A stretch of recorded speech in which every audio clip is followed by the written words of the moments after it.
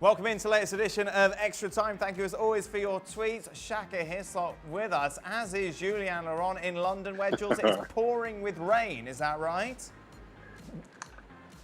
It is indeed that. I don't know if you can hear it, but yeah, it's absolutely pouring. It's been threatening the last 2 days. It's been really, really hot here for many, many days now. So I think it was due, but this is proper bad. Oh, I wasn't expecting such an in-depth weather forecast. Thank you very much for that, Jules. So much appreciated. You asked a question, I answered. I thought it was just the tears of Atalanta fans raining down on your PSG house, Jules. Oh.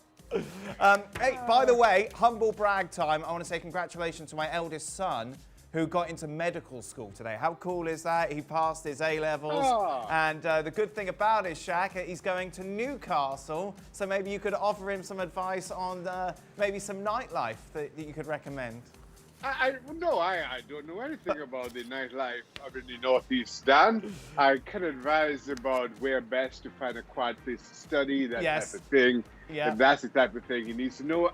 Which library is good? Yes, I'm sure, Shaq. Yeah, a frequent visitor to the library during time at Newcastle. Okay, as a PSG fan, is Jules happy or sad that Leipzig beat Atletico?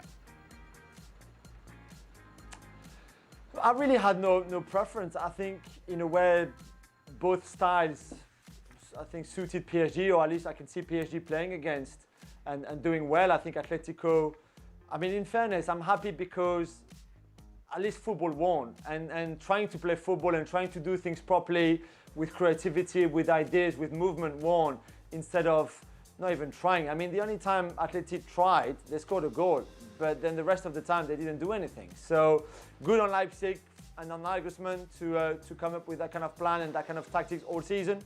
And I'm just looking forward to that game because it's going to be a very open, attacking, entertaining game, which would not have been the case had PSG faced Atletico Madrid. Yeah, we prefer to see PSG Leipzig, don't we, Shaq?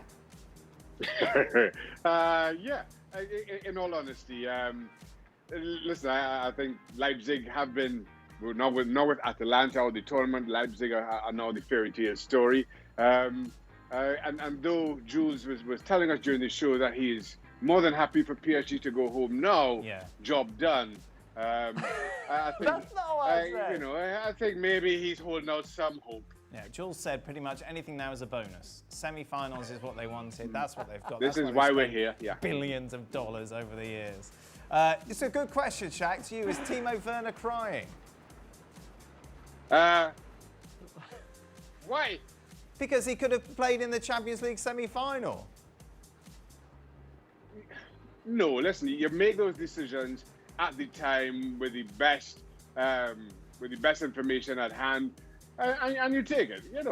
You don't cry over that. I mean, listen, you congratulate your former teammates. You're happy for them. You move on. You don't cry over that. But he could have stayed, Shaq. Jules, he could have, couldn't he? He could have stayed till the end of this run. Yeah, Chelsea gave the green light. Chelsea said you can stay if you want, and I think RB Leipzig, of course, ideally they would have liked to keep him, even if that would have meant, extending the contract and insurances and things like that. But that was easy to do. Other clubs have done it, so it was really his own decision to decide not to go to Lisbon for the final 8 and just come to London and go on holidays first, and then come to London earlier than what he would have done had he stayed a little bit longer with Leipzig. I don't get it, Shaq. No, listen. You make those decisions at the time with the best information you have at hand, and as a professional, you learn not to go back and second guess or have a post-mortem about it. You move on. But as a professional, this could be a one chance of playing a Champions League semi-final. Absolutely, I get that. But every decision you make as a professional comes with some risk. Whatever that risk can come in a number of different forms. This is just one. And as a professional, you don't dwell on it. You really don't. Who is in most dire need for Upamecano, who was fantastic today, wasn't he? Jules? Oh, I think he's incredible. And if you think that he's only 21 and there's still a few things that he can improve on, you can just think that in 3 or 4 years' time, he would be even more incredible and even better and stronger and potentially one of the best defenders in the world. So I think a lot of teams like Manchester City, like Manchester United, who are the two big English clubs who really need a centre-back, but Chelsea as well. I mean, Arsenal is not obviously at the same level than the others, but I would really think that any top clubs, Bayern Munich, Real Madrid, because there would be a point where Sergio Ramos has to retire, Barcelona, where Piqué is not getting any younger, Umtiti is always injured, and Langley is Langley. I really believe that there's not one club in those big, we're talking like top European clubs, who could look at Upamecano and say, nah, that's not for us. I really don't. I mean, all of them should have him on their list and go like, do you know what? This guy is the future at centre-back. Shaq, isn't it funny? I feel like the rhetoric has changed over the last few years about how high we put top-class centre-backs now on a pedestal compared to the past. I feel like they're now on a par with everybody else. No, the thing is for me that there's been a dearth of top-class centre-backs who defend. Sergio Ramos has been kind of held as at the top of that heap in terms of centre-backs in world football, yet everybody, even in praising him, would always point to what he gives you in the opponent's box, and accept his defensive mistakes as well as part of the package. But now you're talking about a defendant, Upamecano, who defends first and defends as well as anybody in world football, bar maybe Van Dijk. He's up there in terms of just pure defending. But as Jules points out, he's young, still has a long way to go. But what you see in terms of his composure, in terms of his decision making, how he does not go to ground and does not leave that lazy leg hanging and doesn't seem to get drawn out of position, which you can accuse so many of today's centre-backs of doing. Anybody would have him, any big club in world football. Does Jules wish Neymar was as clinical a finisher as Tyler Adams?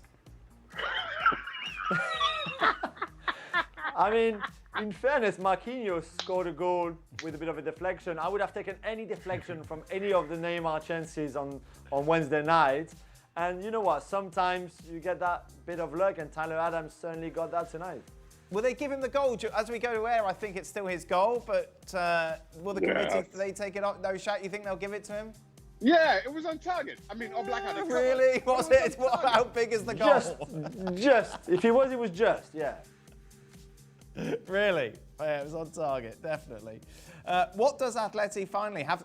What does Atleti have to do to win the Champions League? What's missing?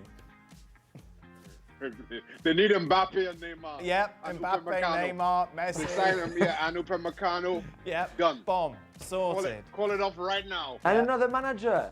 Yeah. And another manager. I'm sorry, I love Diego Simeone, and he's been great. He was a great player. He was certainly a great manager when they were at their peak. But I really believe you cannot win top matches anymore by just being only about your defense. It just doesn't. Okay, sometimes you could have a bit of luck and you go to Liverpool and somehow you win where you could have easily lost 4-0. But I don't think you can go all the way through in a competition like this by just defending. This is not possible. And also, if you're Saul Niguez, who has more in him than just defending, if you're Koke, if you're Joao Felix, of course, or even like Thomas Lemar, who hardly plays, but if you're those players, surely you want a different style of football now. I mean, this was good at some point, and he showed everybody the art of defending, and this is great, and everybody wins in a certain way, and I've got no issues with that. But right now, I think this is finished. This is over. I really don't think you can win a Liga title over 38 matches by just defending. Impossible, and certainly not a Champions League by just purely defending. Like he did tonight against RB Leipzig. I mean, okay, against Bayern Munich or Man City, you feel like, okay, let's play deep and see what happens. But not against RB Leipzig. Come on. Yeah, this is the team that knocks out the defending champions in the last round, Shaq. Yeah, as Jules rightly points out, you can do that on occasion, but it's not going to take you all the way through. Saying that, in this format and in a one-off game, you feel it lends to Atleti's style, or maybe you can upset the apple cart. Given that it's just over 90 minutes. The amazing thing for me, and Jules is absolutely right, but when you saw Atletico Madrid play in pre-season, you thought this was going to be an attacking, expansive, high-paced, high-quality football team, and then all of a sudden you go from pre-season into the regular season, and it's just regressed into what you've seen from Diego Simeone for far too long. We had some suggestion that maybe more attack-minded a couple of years ago. Again, you kind of got that hint again in preseason. But we're here having the same old conversations again, sadly.